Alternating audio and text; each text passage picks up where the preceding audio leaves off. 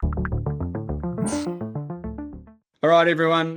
Welcome back to another exciting episode at Agents of Change with the one and only Dmitry Loukine. I am very rapt to have a guest that is a blast from the past, but he just keeps coming back for all the right reasons. And I think he's going to really blow some minds with some of the stuff he's up to at the moment. So today I've invited Jon Neylon. He is the lead product designer at a company called NextWork. Bit of background, I used to go to school with Jon. We're in the same year group, played sports, got up to all the things that you do all the way through school. And I vividly remember him being the guy that would always say, I tried telling you, or I told you so, but you wouldn't listen. And I think that really kind of like comes through and kind of what his career's been like and what he's up to these days. It's no surprise where he is. So first and foremost, welcome, Jon. Lovely to have you, mate. Yeah, thanks for having me, Dima. Blast from the past, and we always seem to sync up at, I think it's just our universe provides, coming at the right time. Yeah. But thanks so much for having me on. Yeah, so like just for the listeners' benefit, do you want to just give us a bit of a snapshot of your background and what you're up to at the moment? Yeah, nice. So my background is digital design. I've been in the space now for like 13 or 14 years, I think, and I've done a wild variety of different roles over my time, all the way from sensei in Japan, which is a teaching like English assistant role, which I was still doing digital design, social media stuff on the side as well while I did this working holiday. And I sort of started my career out as more of a digital designer, more on the digital marketing side, sort of building out like banner ads, flash animations, and all of that sort of like entry level stuff way back when. Which involved a little bit of coding back then as well, especially on the Flash side. And then I merged more into sort of like teaching myself front-end development and just engineering in general, to sort of pitch myself as a hybrid designer, more as like a strategy to like get myself into the interview rooms, because it was bloody hard to like straight out of uni with no experience to like get yourself into those entry-level design roles. So sort of like immediately looked at ways I could differentiate myself and my skill set, and that sort of like led me down the hybrid designer path. And designer who can code is a very marketable, or was a very marketable proposition a few years ago. Maybe not so much now, but since then I've worked across in Melbourne and London at an advertising agency, back to Melbourne, where I then transitioned from like digital designer to more product designer, UI UX, and like leveraging my skills, understanding front-end code to build out digital products and marketing websites and anything that was basically running in the browser that was design related and code related. So I've just been full steam on that for the past couple of years, and obviously in the past year, as the surge of AI tooling has come out, where basically it's democratized coding for everyone, where I'm now like just traversing different fields of design, engineering. It feels like I'm part of the engineering team now. I just have like terminals and code running all the time. So I don't want to go too deep, but that's sort of like a quick background of like what I've done thus far through my pretty illustrative career in different parts of the world, Japan, Australia, the UK, and potentially the US in a couple of months as well. So yeah, very exciting. And I mean, one question that comes up to mind is, from the humble roots of Nelson College art design to now, like it would be good kind of like just to wind the clock back in terms of some like big technology breakthroughs as a designer. Like you've probably kind of gone through a few key roles that really kind of like opened up the can of worms and changed the way you work and that sort of thing. So it'd be good to spend some time there and get your views on that. Yeah, definitely. I guess from early days, it was very much like the Adobe ecosystem and understanding the different tool sets, especially as a digital designer, like Adobe After Effects, Photoshop, was sort of like the proving ground for me in the early career stuff. So like doing a lot of motion graphic work alongside graphic design and more like that technical design work of like yeah, working with tools like After Effects, Flash, which is sort of a hybrid of code and motion and design all merged into one. So that's where I sort of cut my teeth back in the day, through to like learning front end development, starting to branch then into more of like the sketch and the Figma worlds of like Mm.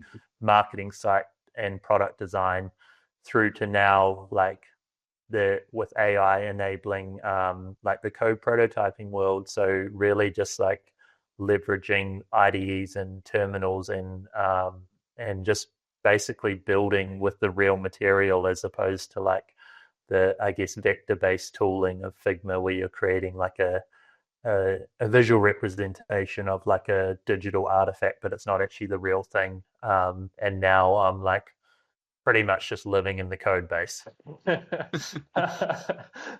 Yeah, there's I feel they always talk about the bridge between design and engineering, and I feel that that's just completely dissolved, especially for myself now, where I'm just like constantly traversing back between design tools and like in the code base. So yeah, it's been pretty wild, and I'm just like sort of baffled at the amount of like creative tooling that's coming out even in the past like 6 months that's completely redefining how creative and design operates in this current environment. So it's pretty exciting. It's really cool.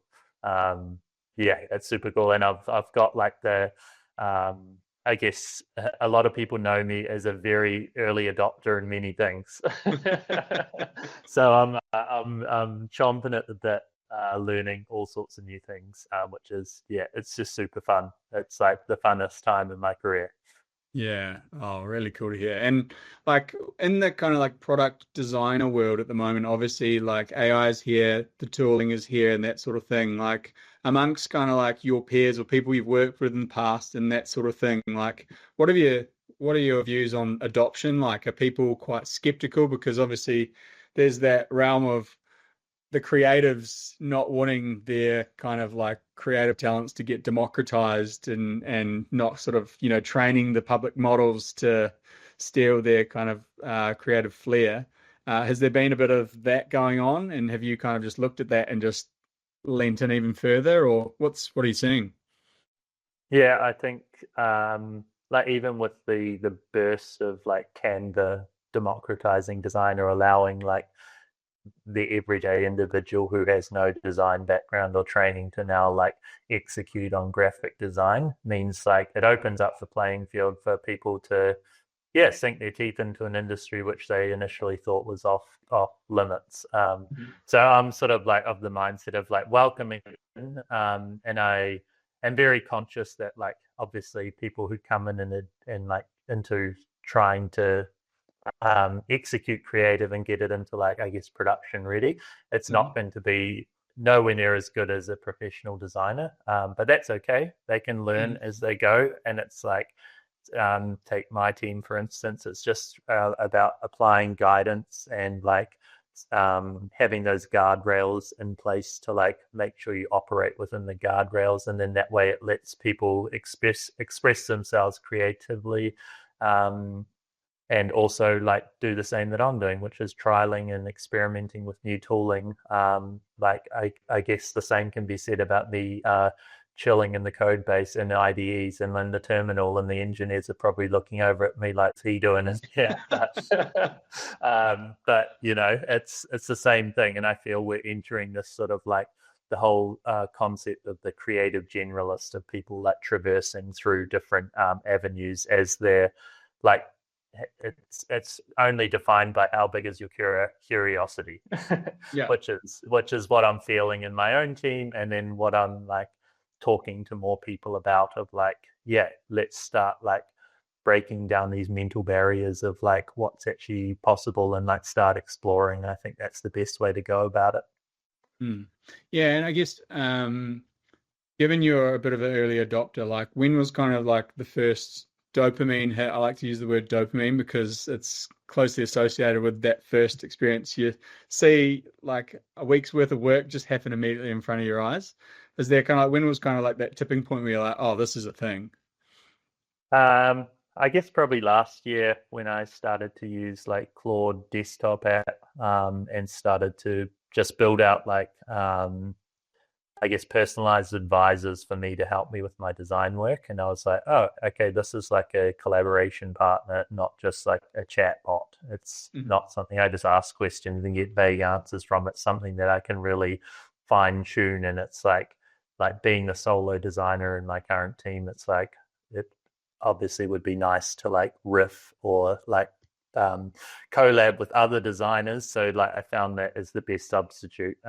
Like in my last role at an agency, there was 17 designers, so you could like riff on creative ideas or techniques or tooling or whatever with all these other actual humans. But yeah, that's when I was like, whoa, this is pretty awesome because I can now do like several design critique sessions within a day and that feel pretty confident and like whatever I'm designing or building is going to be like a pretty strong candidate for something that will get like pushed through and approved or whatever. So that was probably like a big thing. And then obviously once I started to play with like the like Cursor, when Cursor came out, I think that was the big trigger for me where I went all in. And that was last year in October. I think that's just when Cursor had only been out for like a couple of months or something. And I was like, oh, since I've got a bit of front end experience coding and stuff, I'm not afraid of jumping into the IDE and having a lurk around. And then when I started to see it like pumping out code and building things for me, I was like, this has changed the game. I literally uninstalled my Webflow account like the next day after I saw that.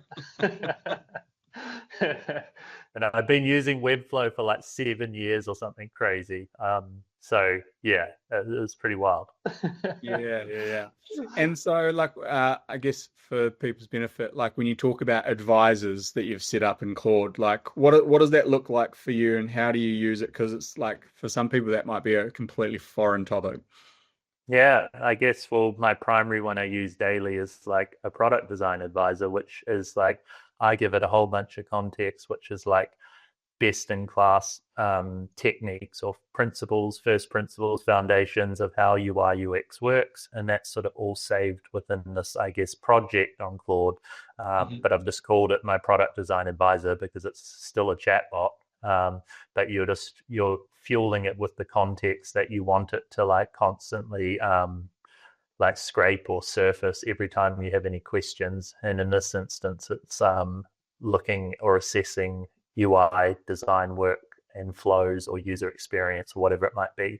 So anytime I can just bring in like a kickoff session and be like, this is the design I'm working on, let's critique it. And then we'll just run through and it will leverage all the context I've provided it. And then that way I'm like say I've fed it like 3 design books that I've read over the years, which I consider the gold standard. It constantly resurfaces ideas from those books, which is fantastic for myself because obviously you forget these things over time. So you're sort of like learning as well as like doing work at the same time, which is really cool. And that's, yeah, like a really powerful way of leveraging AI, which I've been using for like over a year and a half now, which has been really great. Yeah. And then outside of that, do you have anything like real out the gates, very niche? Because I've heard people have these like AI advisors and they've got like Mark Cuban on their board and Elon Musk and stuff like that. Do you have something like very niche in there as well? Maybe not like actual superstar business people, but the niche stuff I probably would have like that I could probably mention is more like around, I guess, investment advisors and like, and in my instance, very much heavily focused on the crypto space, but using these like tools to yeah help with like emotionals, the psycho like the psychology side of investing as well. So that's quite interesting, and in a way that you can use it for like psychology, fundamental research, and then sort of technical analysis on like charting or whatever it might be. So that's probably like, yeah, and secondary to my primary use case, because I'm pretty active in the crypto space too. Yeah. Well, I guess like if you've got a way to invest in cryptocurrency without emotion, that's a good way to Yeah, do it. no FOMO and FUD on this end. Oh, Yeah. God. And in terms of like so I obviously know in the software industry this whole like agentic AI space is really big, you know, where you can have a fully autonomous, agile driven team. Is there anything kind of similar to the design world that you're kind of involved with or experienced with, or played around with? Yeah, there's some like brand tools I've looked at where they have a similar, like, I guess, agentic way of like creating brand collateral from like prompts or agents, that I've looked at but haven't fully played with. But I have spoken with peers who are brand designers themselves who are using these tools for like creating brand foundations, and like asset creation for, say, social media or like marketing materials at sort of scale, and producing like hundreds of variations like very, very quickly in what would usually take, say, a week or two of like discovery and exploration would happen in the space of like an hour. Yeah. So which is pretty crazy. But because I'm more sort of like, my primary role at the moment is more product design, I'm spending more time using the agentic side of AI to help with like code prototyping, fixing things in production, deploying my own work, or actively contributing to the production code base as like a IC or individual contributor, is how I'm mainly using it. But I am like exploring many different methods on how you can use these agentic agents, not just for code, but for like research and all sorts of administrative tasks, or building one-off tools, or like, yeah, it's really limitless. Like Yeah.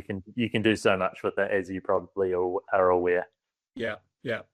Um, and I guess, you know, like on the sort of topic of agents of change, like I reckon you'd probably find yourself in a lot of situations in the corporate realm where you're trying to bring in some new technology or show people something new that's probably going to be disruptive. And would be interested to hear how you kind of go about that, because I'm sure you've proposed some new technology in your current job, if not the previous job, particularly this AI side of things. So what's that been like? And if you've got any examples of war stories, that'd be good.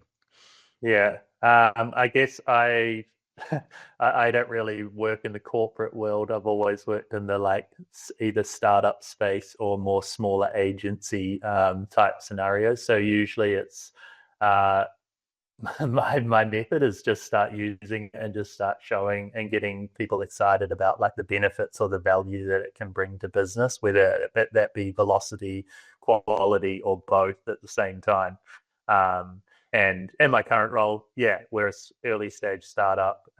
We're in the ed tech space. We're all about teaching new technologies and change. So I'm just like actively doing it on the daily.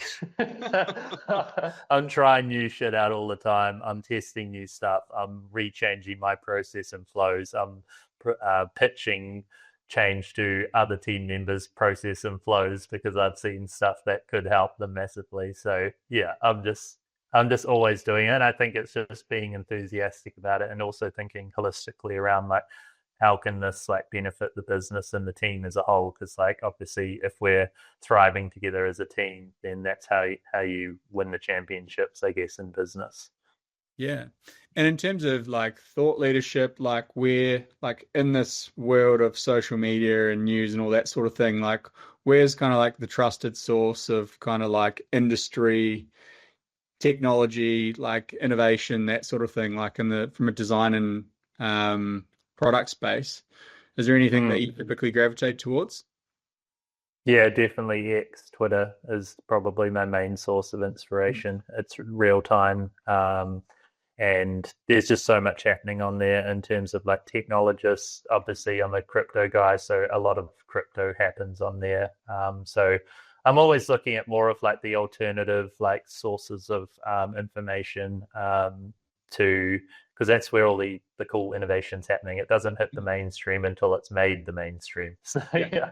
yeah, I'm searching the fringes constantly to like find those nuggets. And I guess that's why I have this early adopter innovator mindset, is because you got to go beyond the parapet and like search where no one else is looking, and then that's where you find these things that may come to fruition, like crypto, for example. Like Mm. back when I was first getting into it in 2015 or whatever, like not many people were talking about it or knowing about it, and that was happening on relatively fringe places like Telegram and like yeah, X, Twitter. So yeah, I mainly that's usually my main source, is just like the more alternative, the better. Love it.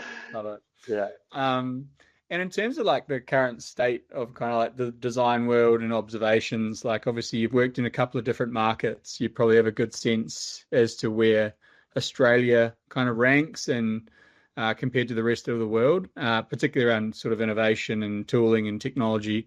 Like, what's your current views or observations of Australia? Um, yeah, well, I haven't lived or worked there for like over 5 years now, but when I was there, it was, yeah, it's still pretty quite forward thinking, and a lot of creative people are based in Australia, and there's some like relatively cool tech companies coming out of Australia, Canva being the one leading the charge. Mhm.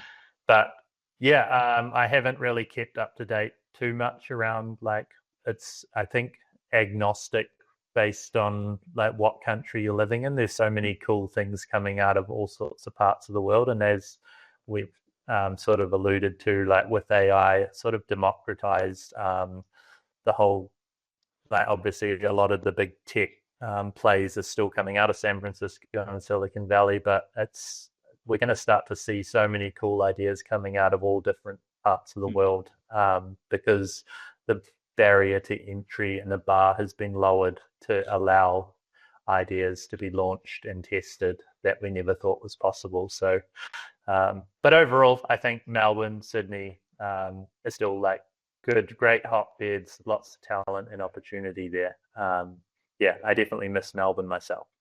Yeah. Well, you're based in Wellington, right? So from a New Zealand perspective, it's all like the little cousin. Obviously, I'm from New Zealand as well and love it. But like what's the contrast like, from Australia to New Zealand in the design world? Is there a lot of talent still just leaving New Zealand very quickly? Oh yeah. Yeah. Wellington is more like they say it's like mini Melbourne, but I'd say it's like uh half of Fitzroy if you're lucky. Yeah, it's sadly not thriving like I remembered it back in university days.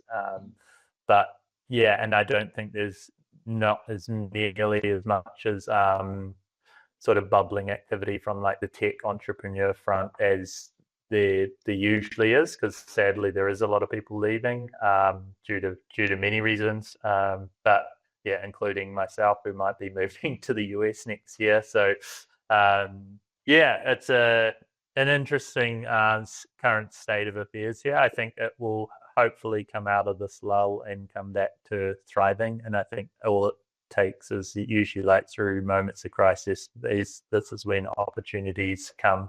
So yeah, I'm assuming that opportunities will arise based on like the current state of things over here. Kiwi innovation's just always there, mate. It's always there. It's just Number waiting eight for the word, baby. opportunity. Um, Yeah. yeah, cool. And then, tell me about the US, like what's kind of pulled you over there and what kind of opportunities, if from what you can mention, but you've obviously seen a bunch of stuff going on over there, and it is, you've got Silicon Valley and all the other kind of key markets over there. Tell me about Yeah. that. Yeah, so we're probably moving to Austin as a company. And Austin is now seen as like Silicon Hills or Silicon Valley 2.0. A lot of the big tech companies are basing headquarters or moving like big offices like Amazon, Facebook, etc. have like huge presence in Austin now. So there is like quite a lot, like a budding entrepreneur and tech scene happening there. And the quality of living is, I think, superior to San Francisco.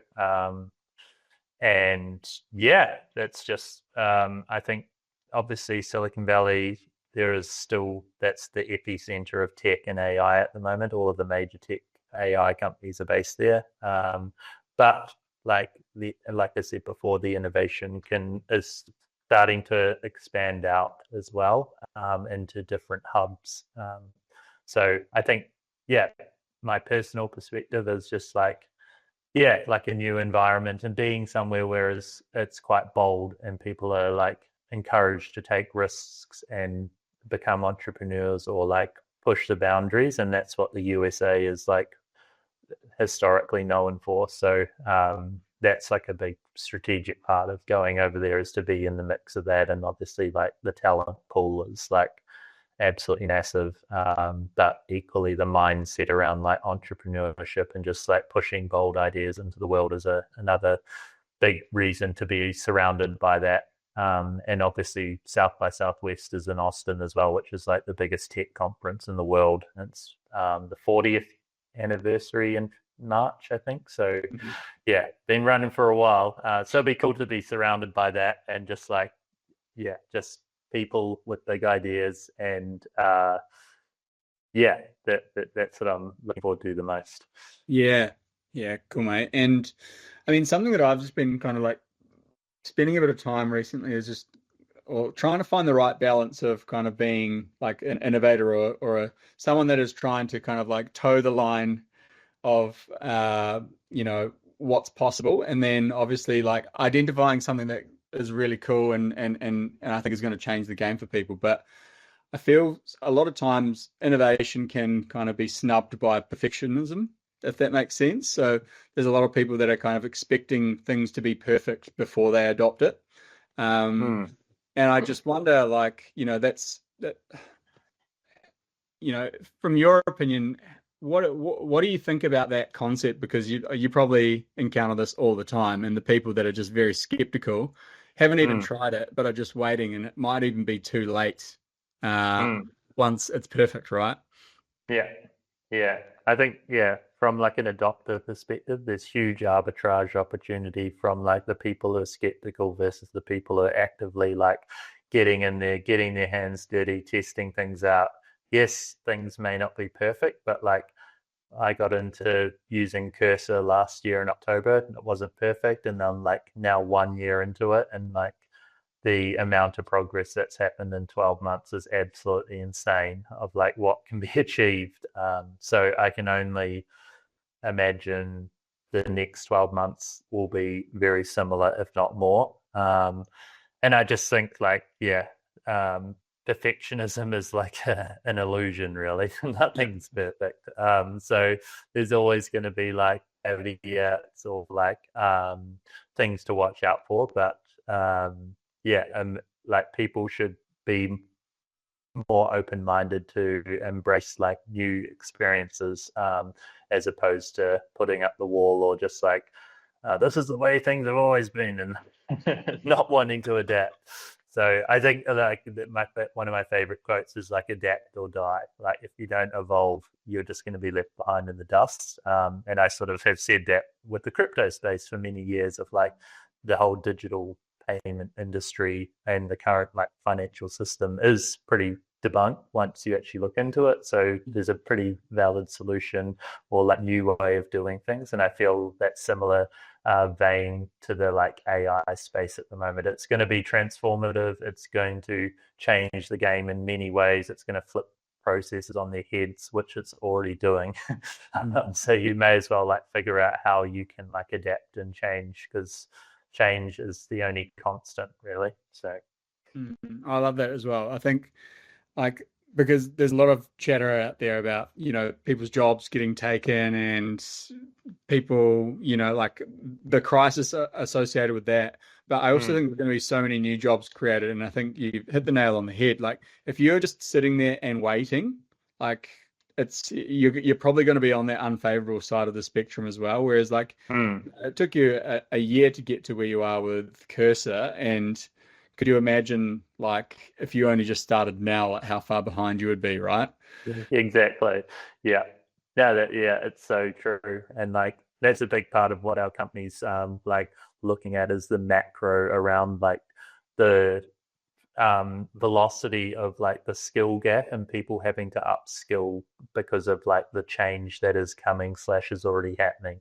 So yeah, it's very top of mind for me, that whole like macro thought process around like yeah, people are like resistant to like and also fearful of like the AI is going to take my job versus like maybe flipping that perspective and being like, how can I leverage AI to like help me maybe create a new job, maybe launch my own business, maybe like enhance my current role to make me irreplaceable. So it's like all about reframing that perspective in your mind instead of viewing it as like a problem that and just getting like having that sort of negative view on it.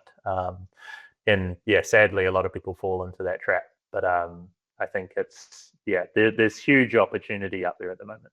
Yeah, it's a good time to be a glass half full kind of operator. Exactly, exactly.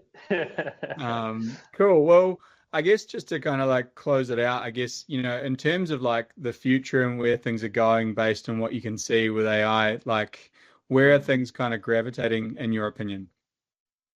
um, yeah, I think like I'll go back to our sort of mission around like Mm, the skill cycles. So I see that people are going to be having to upskill far more regularly than usual. Like mhm, the current paradigm is like go to university for 3 years, get a piece of paper that costs you $50,000, and then be reliant on that for the next 25 years for your career.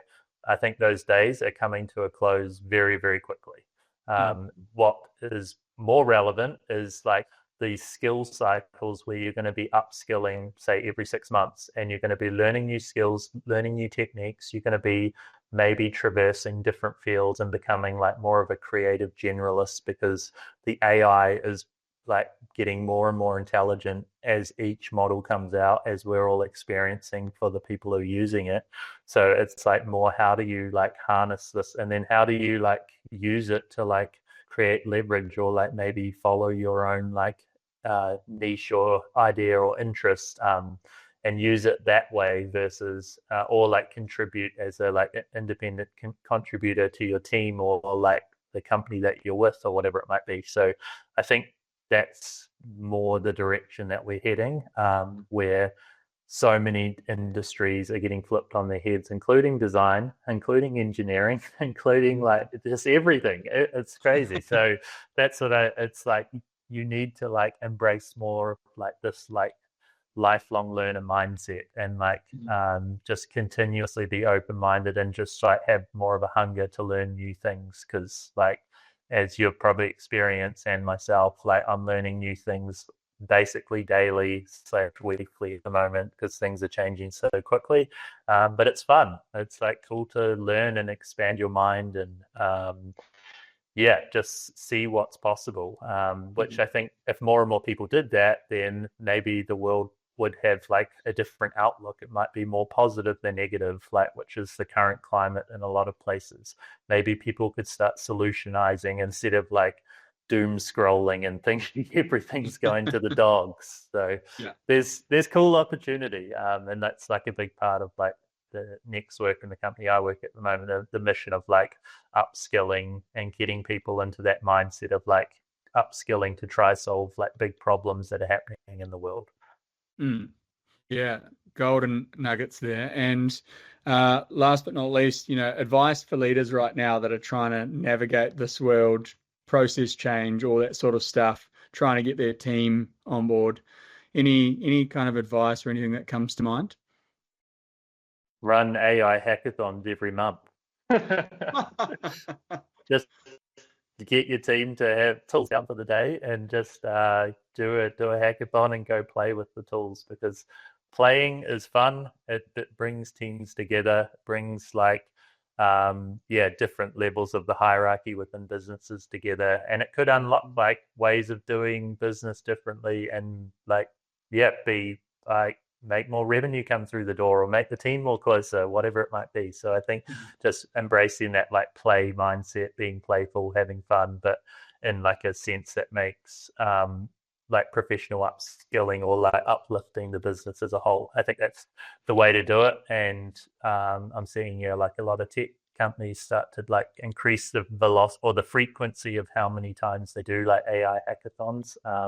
We're doing it once a month at NextWork. So, but I think that's just, it's cool. It's fun, and it makes you feel like you have given the breathing room to do like experimentation, and experimentation and play is fun. It's like part of the human experience that we should be doing more and more.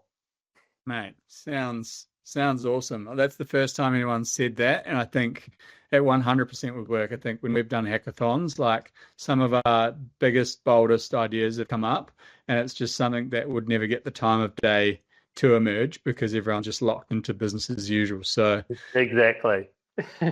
yeah.